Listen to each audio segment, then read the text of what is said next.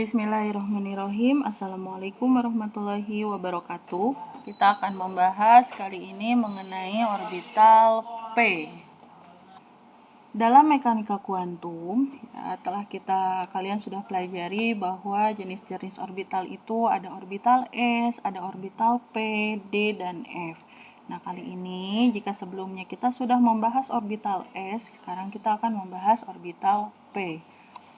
Kenapa kita membahas orbital P? Ya, lagi-lagi karena yang kita bahas itu adalah suatu senyawa organik. Senyawa organik itu disebut juga sebagai senyawa karbon. Nah, maka semua penjelasan tentang orbital adalah orbital-orbital yang berkaitan atau yang berada pada atom C, ya, yang dimiliki oleh atom C.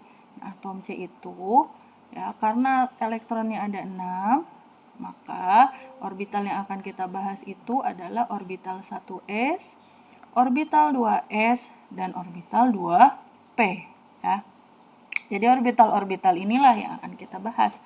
Nah, kali ini kita akan membahas tentang orbital p. Orbital p yang mana?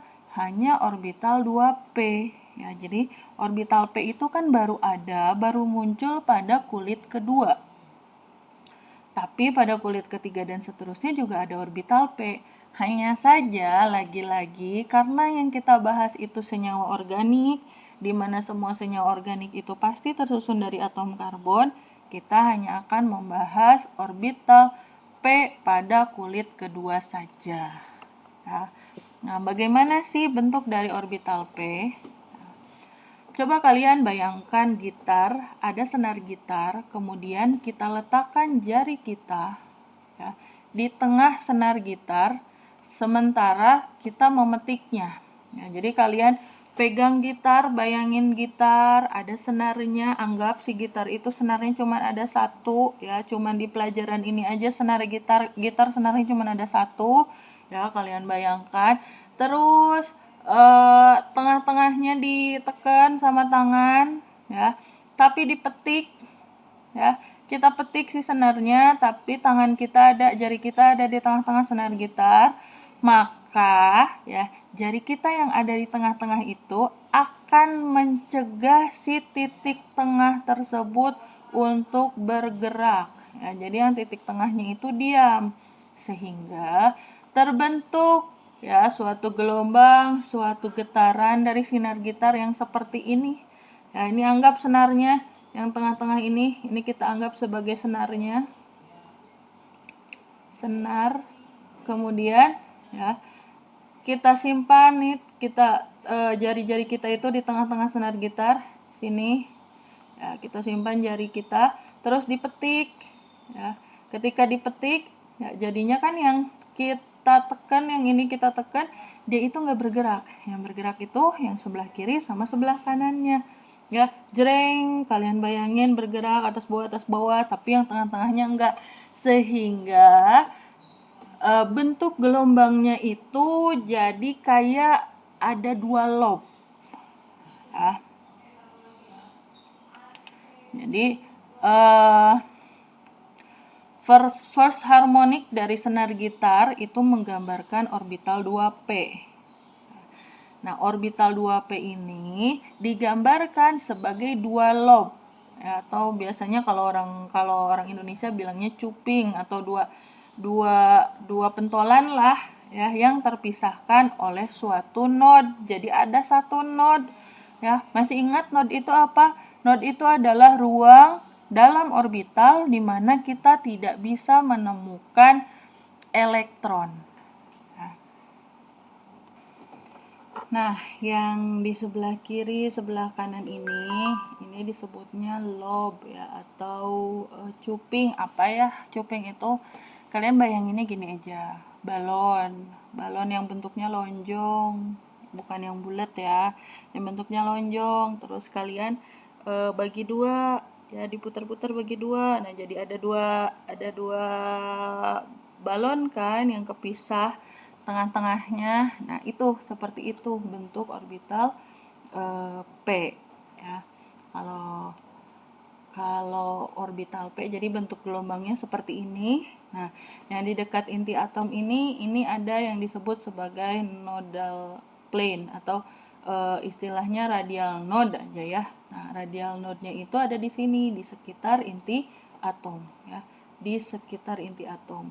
Jadi kalau elektron yang ada pada orbital P itu kemungkinan bisa kalian temukan pada lob-lobnya ini, pada cuping-cupingnya ini, baik yang di sebelah kiri maupun yang di sebelah kanan, tetapi tidak akan kalian temukan pada daerah di sekitar radial node ya.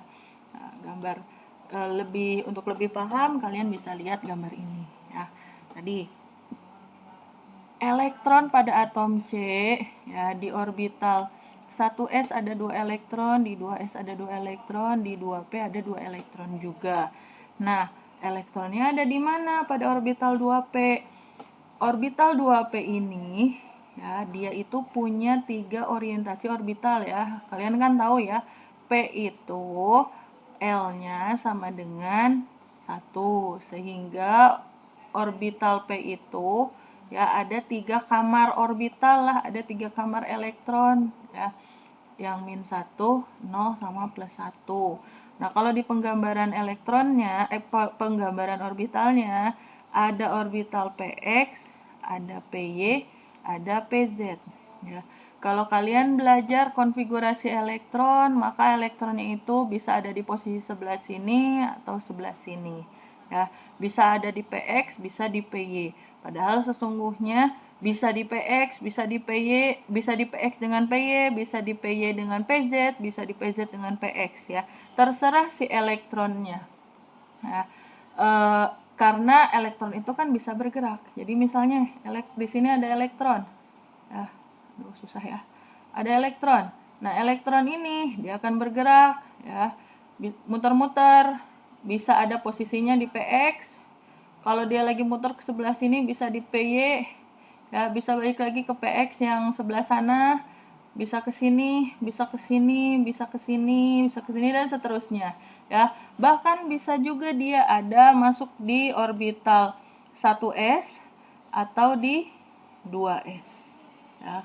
Nah, ini orbital 2p-nya yang terdiri dari 3 kamar elektron atau 3 orbital. Jadi orbital P itu terdiri dari orbital Px, Py, dan Pz.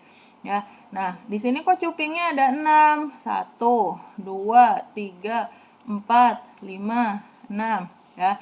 6 ini ya tadi karena si bentuk gelombangnya itu kan tadi seperti senar gitar yang tengah-tengahnya kita tekan. Jadi satu orbital itu ada yang orientasinya di sebelah atas, ada yang di bawah. Jadi ada yang di atas sini, ada yang di bawah sini. Nah, ini tuh satu orbital ya. Kalau ada di sumbu Z berarti kita sebutnya orbital PZ.